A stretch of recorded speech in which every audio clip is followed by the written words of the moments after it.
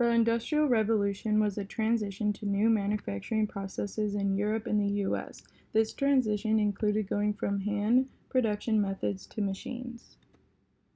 Even though the Industrial Revolution allowed for the manufacturing of products to be faster and cheaper, this wasn't always looked at as a positive thing.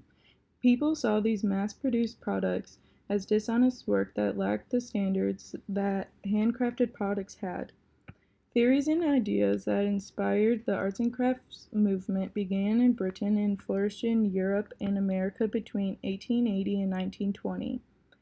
It stood for traditional craftsmanship using traditional methods. It advocated economic and social reform. The arts and crafts movement was supported and helped by a number of strong-willed theorists and practitioners. The architect and theorist August Pung, in his books like Contrast and the True Principles of Pointed or Christian Architecture, provided the foundation from which the moral aesthetics of the arts and crafts evolved. Pungen advocated truth to material, structure, and function. He said that there should be no features about a building which are not necessary for convenience, construction, or propriety. He also had three rules for architecture: structural honesty, regionality in design, and the use of regional materials or character, all of which were to be taken up and used in new ways by arts and crafts architects. Pungen's dream of reuniting designer and craftsman was taken up by Ruskin. John Ruskin was the leading English art critic of the Victorian era who emphasized the beauty of architectural ornament carved by hand, which he said reflected the sense of human labor and care spent upon it. Ruskin pleaded for unique artistic creations. In these handcrafted creations, Ruskin demanded for designs which use natural scale, form, and materials to express man's delight in God's work. So he advised artists and designers to turn to nature for inspiration and instruction.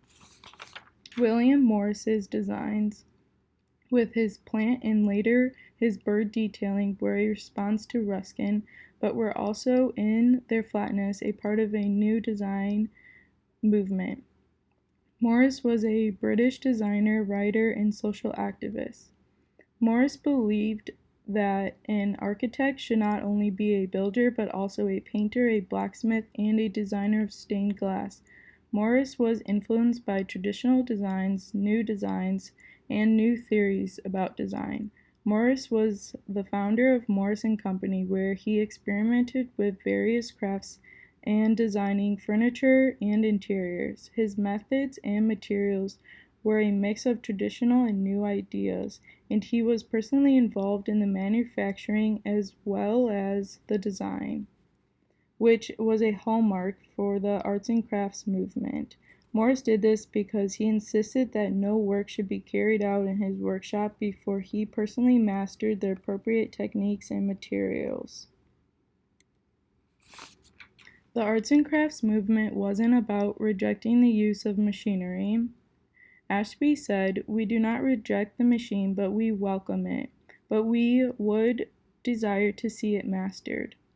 But the extent to which every design should be carried out by the designer was a matter for debate and disagreement. Most designers were influenced by the theories of other designers during this movement, and this became an important aspect to designers. They needed to be aware of what other designers were doing, and they also had to be aware of the cultural context they were designing in, to be aware of traditional designs and what was being designed now. Even though designers of this movement were encouraged to reflect on traditional designs, they were also encouraged to create their own unique designs. The arts and crafts movement was really about taking traditional crafting and design methods and making or designing something new and unique. A prime example of this in architecture is Shaw's Leawood's house.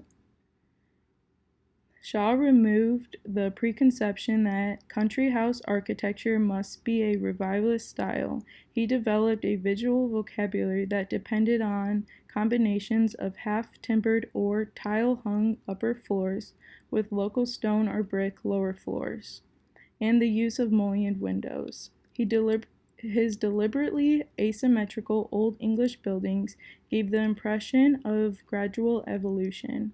Shaw invented a bold language of his own, which he used in Leeswood's house. For 20 years, Shaw's Old English satisfied country clients with its assurance of impressive effect, comfort, and building craft.